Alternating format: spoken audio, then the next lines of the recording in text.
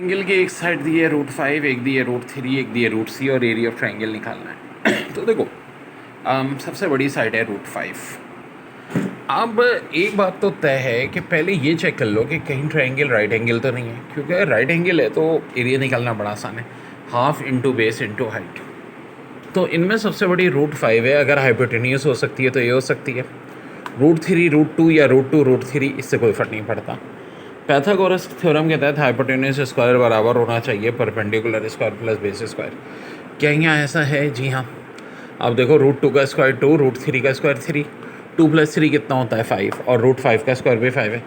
इसका मतलब है बिल्कुल ये राइट एंगल ट्रायंगल है। अब देखो एक चीज़ √2 हो जाएगी और एक चीज़ हो जाएगी √3 बेस और हाइट में से, तो कोई फ़र्क नहीं पड़ता, half into base into height formula होता है। √2 और √3 यानी √6/2 ये हमारा आंसर हो जाएगा इस क्वेश्चन का।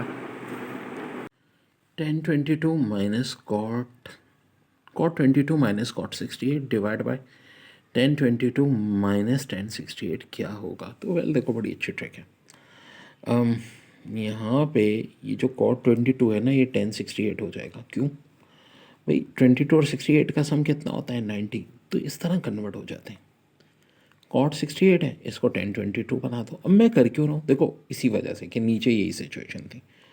ऊपर से अगर मैं माइनस कॉमन ले लूँ तो हो जाएगा, ऊपर भी न्यूमिनेटर में भी 1022 माइनस 1068, तो 1022 माइनस 1068 और 1022 प्लस 1068 ये कैंसिल हो जाएंगे। आंसर आपका क्या आ जाएगा भाई? -1। 1 नहीं, ऑफ कोर्स -1। असल चीज़ देखो ये हो, जब भी ये एंगल्स हो ना, कोशिश करो सेम बन जाए। 22 है तो 90 और 22 का फ़र्क होता है 68। cot 22 और 1068 इक्वल होगा। cot 68 1022 के इक्वल होगा। भाई देखो ना, 10 15 क्या होता है? cot का 75, ठीक है। 10 30 cot 60, ये कहलाती है कॉम्प्लीमेंट्री प्रॉपर्टी। ये यूज़ की answer. If x² minus 2x plus 2 equal to sin πx/2, what is value of x? देखो अब ये ऑप्शन दिए हैं 1 0 1 -1 2, तो ज़ीरो तो हो ही नहीं सकती, क्योंकि लेफ्ट साइड राइट साइड बराबर आनी चाहिए। 1 पुट करके देखो, 1 का स्क्वायर 1, यहाँ पुट किया तो -2 + 2 cancel.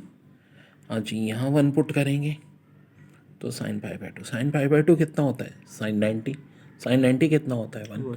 Left side equal to right side किस वैल्यू से आ रही है? 1 से। 1 ही आंसर हो जाएगा।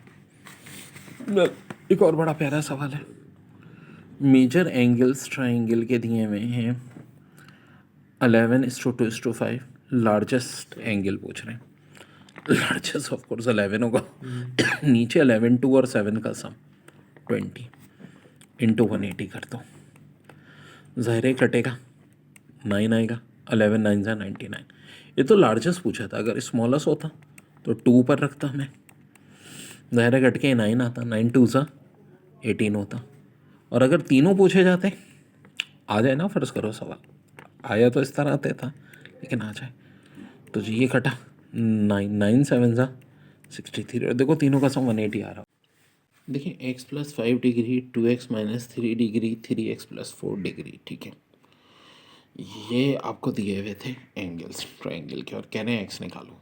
तो देखो ट्रायंगल के एंगल का सम हमेशा 180 होता है, तो x + 5 2 + 2x - 3 + 3x + 4 = 180। x + 2x + 3x 6x हो गया, +5 + 4 9 - 3 6। अब ये 6 भी उधर ले जाके माइनस कर दो, और फिर ये 6 उधर डिवाइड कर दो, तो आंसर आ जाएगा x = 29 डिग्री। वेरी सिंपल, कोई मुश्किल सवाल नहीं है भाई ये, ठीक है।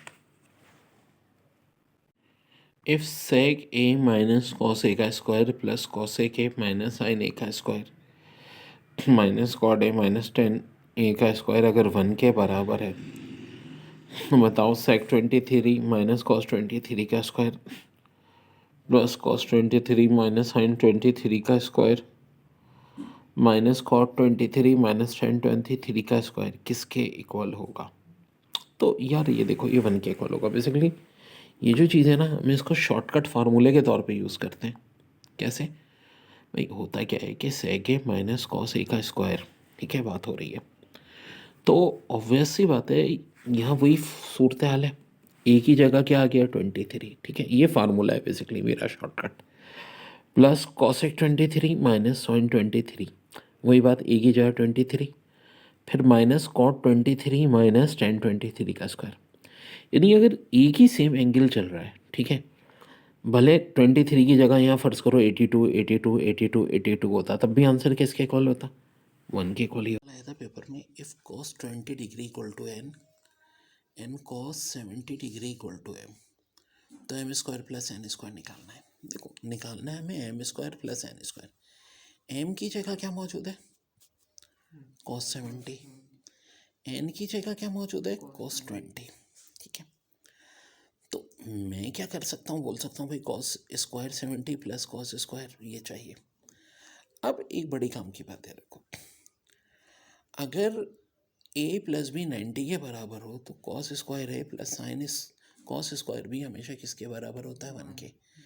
क्या 20 और 70 का सम 90 होता है, बिल्कुल होता है, तो इसका मतलब आंसर हमारा हो जाएगा 1। इसी तरह का इन्होंने सवाल साइन में दिया था।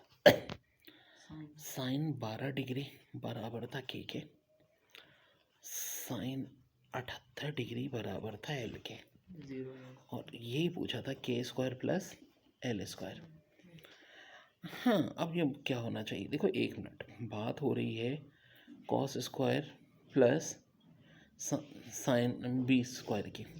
Sign A square plus sine B square किसके बराबर होगा, ये भी 1 ही के बराबर होगा। अगर ए प्लस बी बराबर होना 90 के, तो sine square plus sine square B भी किसके इक्वल होगा, 1 के, तो ये भी 1 ही हो जाएगा।